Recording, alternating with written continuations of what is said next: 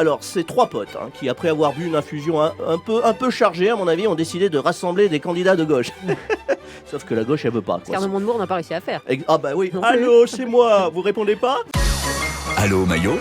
Allô Maillot? Et comme chaque vendredi, Régis Maillot, ce sont vos carnets de campagne. Exactement. Alors, j'ai un scoop France Bleu. Le conseil que François Hollande a donné à Christiane Taubira. Oublie que t'as aucune chance, vas-y fonce.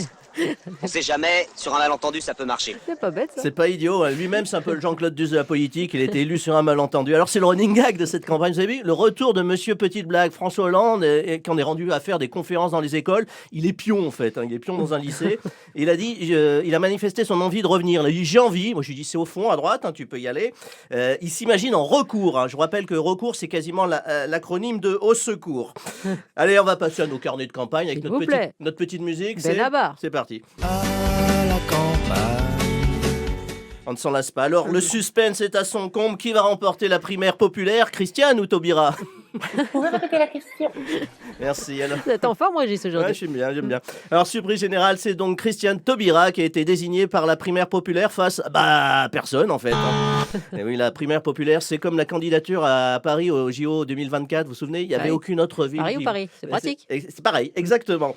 Alors, on va évoquer cet ovni démocratique, la primaire populaire.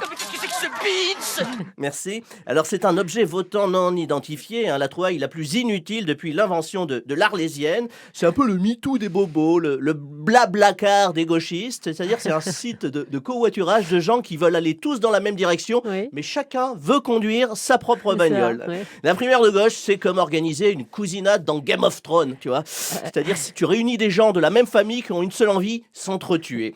Alors, je résume le concept quand même. Alors, c'est trois potes qui, après avoir bu une infusion un peu chargée, à mon avis, ont décidé de rassembler des candidats de gauche.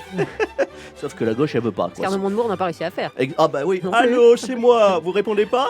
C'est le Rotary Club des Wok. Alors, ils nous ont fait, vous avez vu, 50 nuances de rouge. Ils ont désigné 7 candidats de gauche. Il y avait toute la clique, sauf un, Fabien Roussel, le candidat du Parti communiste qui incarne quand même la gauche historique. Oui. Eh ben non, il n'a pas été retenu. C'est un peu comme si tu organisais la finale de Top Chef avec McDo, Burger King, Otakos, mais sans Ducasse, Gagnère et Anne-Sophie Pic. C'est ça. Finalement, Roussel, c'est le Karim Benzema de la gauche. Le mec a du talent, la légitimité, la best fan, comme on dit, mais il a commis une faute morale pour la gauche woke. Il parle pouvoir d'achat, consommation, éducation, laïcité, industrialisation, mais pas assez éolienne, écriture inclusive, racialisme, écoféminisme et place de la burqa à l'école. Bref, il a commis une erreur impardonnable, Fabien Roussel, pour la gauche des woke, celle de s'adresser au peuple.